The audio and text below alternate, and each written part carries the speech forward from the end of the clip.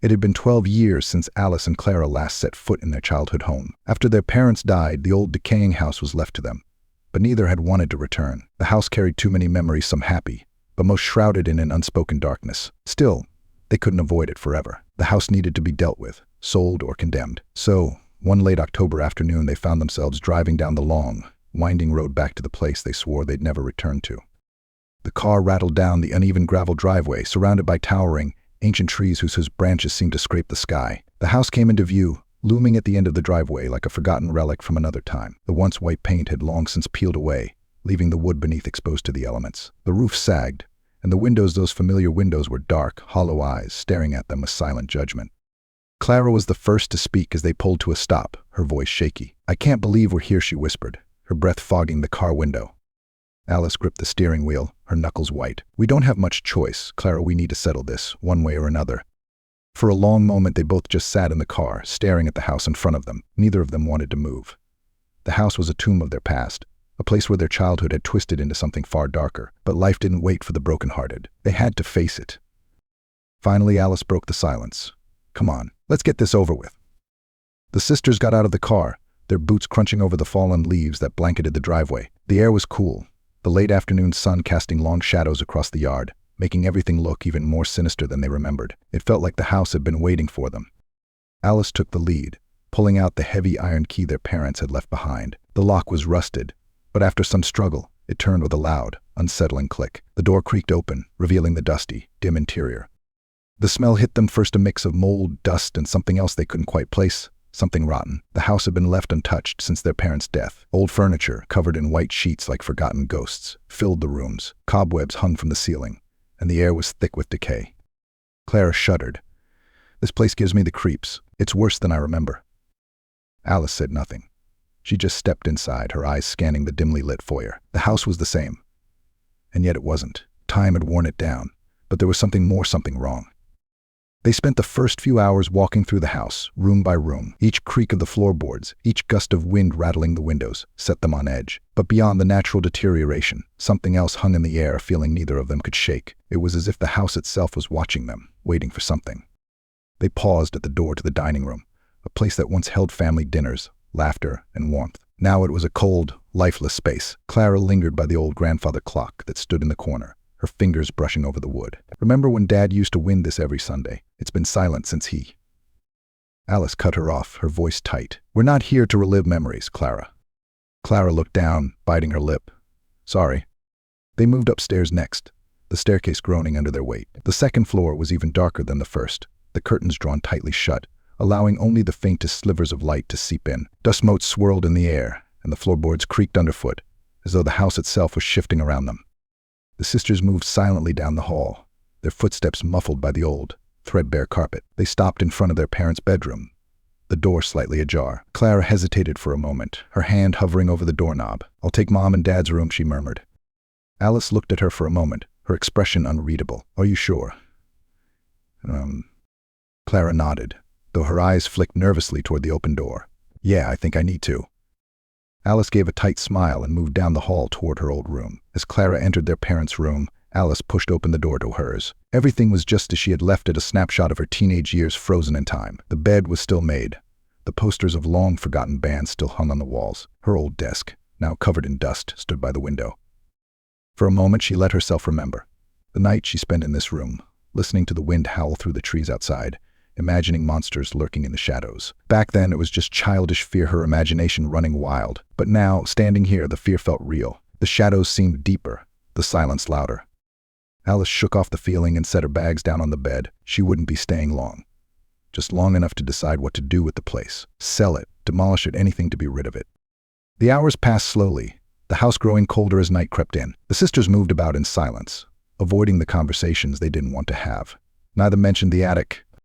The attic had always been forbidden.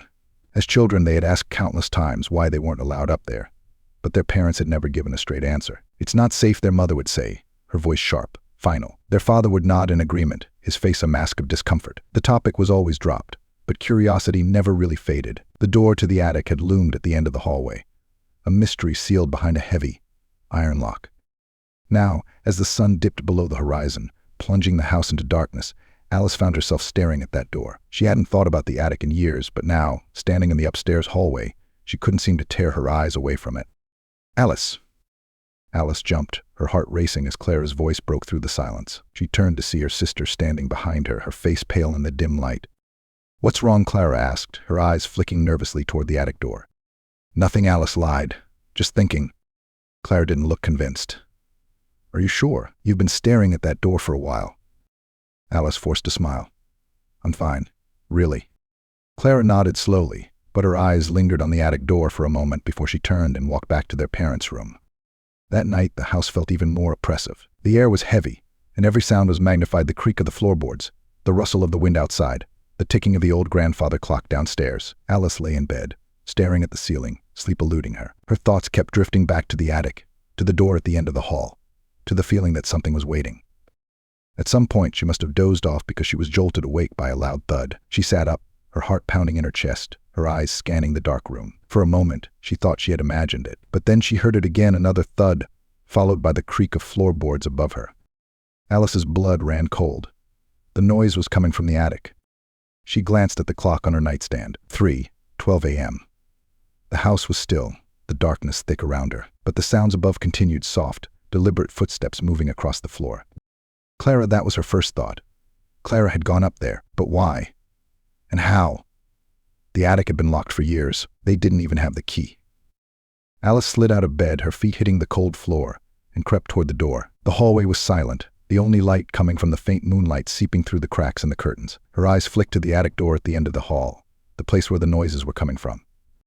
Her heart pounded in her ears as she moved closer. The air seemed to grow colder with each step, the shadows stretching out, twisting in ways they shouldn't. The door was ajar. Alice's breath caught in her throat. That door had been locked for as long as she could remember, but now it was open just a crack, but enough to send a wave of terror through her. Alice, the voice was faint, almost a whisper, drifting down from the attic. It wasn't Clara's voice. It was soft, childlike, but with an edge that made her skin crawl. Her mind screamed at her to turn around, to run, but her feet moved on their own, carrying her closer to the door. "Alice." The voice was louder now, insistent. It was coming from the attic. With trembling hands, Alice reached for the door, her fingers brushing the cold wood. She hesitated, her heart racing, every instinct telling her to stop. But something deep inside urged her forward. She pushed the door open, the hinges groaning in protest. The staircase leading up to the attic was narrow and steep, disappearing into the darkness above. A faint light flickered from somewhere up there, casting eerie shadows along the walls. Alice's breath came in shallow gasps as she placed one foot on the first step. The wood creaked under her weight, the sound echoing through the silent house. She gripped the banister tightly, her knuckles white as she slowly ascended the stairs. With each step, the air grew colder, the darkness pressing in around her. When she reached the top, she was met with a sight that made her blood run cold. Clara stood in the middle of the attic, her back to Alice, her body rigid. The faint light from the single bare bulb hanging from the ceiling cast long shadows across the room. Old furniture, covered in dusty sheets, was piled haphazardly around the space. Boxes stacked high against the walls, forgotten relics of their family's past. But Clara wasn't moving. She stood there, perfectly still, as if frozen in place. "Clara," Alice whispered, her voice trembling. She took a step forward, her heart pounding in her chest. "Clara, what are you doing up here?" Clara didn't respond. She didn't even move. Alice's stomach twisted in fear. Something was wrong. She could feel it, an overwhelming sense of dread that seemed to seep into her very bones. She took another step, her hands shaking as she reached out toward her sister. "Clara." Suddenly, Clara's head snapped around, her eyes locking onto Alice. But they weren't Clara's eyes. They were dark, empty voids staring straight through her, as though something else was looking out from behind them. Alice stumbled back, her breath catching in her throat. Her sister's face was blank, emotionless, but her eyes, those hollow, black eyes, sent a wave of terror through Alice like nothing she had ever felt before. Then, slowly, Clara's lips parted, but the voice that came out wasn't hers. "Alice," the voice whispered, the same voice that had called to her from the attic, the same voice that wasn't Clara's. The room around them seemed to shift, the walls closing in, the shadows growing darker, deeper. The air was thick with the sound of that voice echoing, twisting, filling the space around them. Alice backed away, her breath coming in shallow gasps. The attic door slammed shut behind her, trapping her inside. And in that moment she knew. The house had been waiting for them.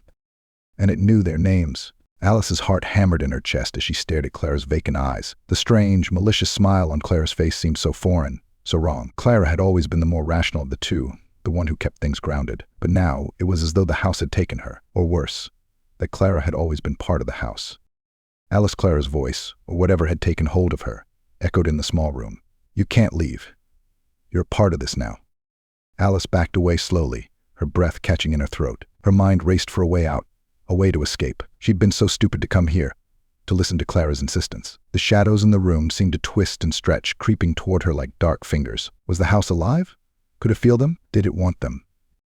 Suddenly, Clara took a step toward Alice, her movements jerky, like a puppet being yanked by invisible strings. "You can't run. There's nowhere to go." Alice turned and bolted for the door, but the once solid wood seemed to shift in the dim light, the knob twisting away from her grasp. She pounded on it, screaming for help, but no sound seemed to escape the walls. The house swallowed her voice like it had swallowed everything else. Clara's voice came again, closer this time. Alice whirled around to see Clara standing just inches from her, eyes wide, grin stretching impossibly wide. Her hand shot out and grabbed Alice by the wrist with a cold, iron grip. Alice struggled, pulling and yanking, but Clara's strength was inhuman, like something far older and more powerful than her friend had ever been. In the corner of her eye, the shadows in the room began to shift again. This time, they weren't just shadows. Forms began to emerge from the darkness, tall, gaunt figures, their eyes hollow, their bodies wrapped in ancient, tattered cloth. Ghosts, spirits, or something far worse, they slowly stepped forward, surrounding the two girls. One of the figures extended its skeletal hand toward Alice. She tried to scream, but no sound came out. It was like the house itself had taken control of everything around her. "This place isn't just a house," Clara, or whatever was controlling her, whispered. "It's alive. Alice, it's always been alive. We weren't the first, and we won't be the last." The spirit's hand brushed against Alice's skin, cold as death. In an instant, her mind flooded with visions, images of the house through time. She saw families moving in, children laughing, dinners being shared around long-forgotten tables. But with each vision came the inevitable end: darkness, despair, and death. The house consumed them all, trapping their souls within its walls for eternity. Alice's mind reeled. She had to fight this. She had to escape. But how? Every door was locked, every window barred, and the spirits, they were closing in, their hollow eyes fixed on her, as if waiting for her to join them in the eternal night. With a final burst of strength, Alice yanked her arm free from Clara's icy grip and made a desperate dash toward the nearest window. The glass shimmered in the pale moonlight, and without thinking, she hurled herself at it. The impact sent a sharp pain through her shoulder, but the glass didn't shatter. Instead, it seemed to warp, bending like a membrane, trapping her inside. "No," she screamed, clawing at the glass. She could feel it now, the house tightening its grip on her. The air grew colder, her breath fogging up in front of her. The spirits were closer now, reaching out with their skeletal fingers, whispering in a language she couldn't understand. Alice felt her strength waning. She sank to her knees, the cold seeping into her bones. Clara, no, whatever was wearing Clara, stood over her, smiling that horrible smile. "You belong to the house now, Alice, just like the others." Alice's vision blurred, and she felt the house closing in around her. The walls seemed to breathe, their dark wood creaking and groaning with life. And in the distance, she could hear the faint echo of laughter, children's laughter, warped and twisted into something sinister. Was this how it would end? Would she be another lost soul, trapped in the house for all eternity?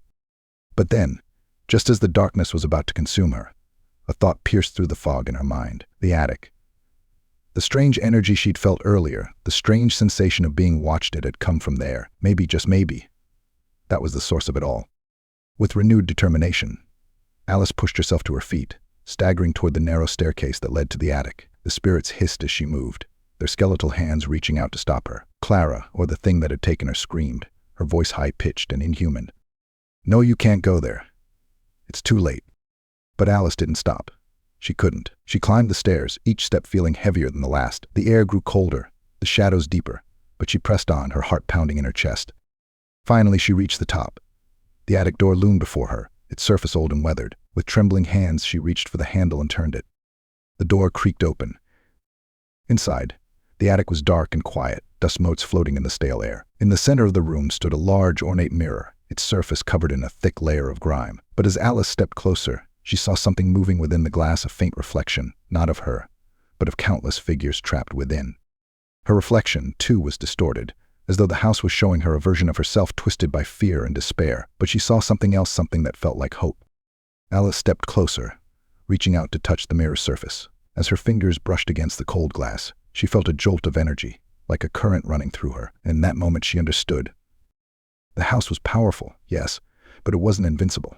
It fed on fear, on submission. But if she refused to give in, if she resisted?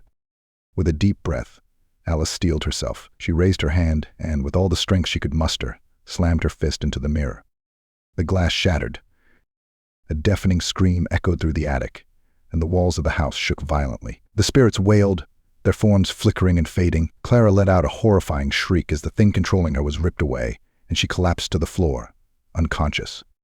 Alice staggered back, panting heavily, as the pieces of the shattered mirror fell to the ground. The house groaned one final time before everything went still. It was over. The oppressive weight lifted, the darkness receding. The spirits, once so menacing, had vanished.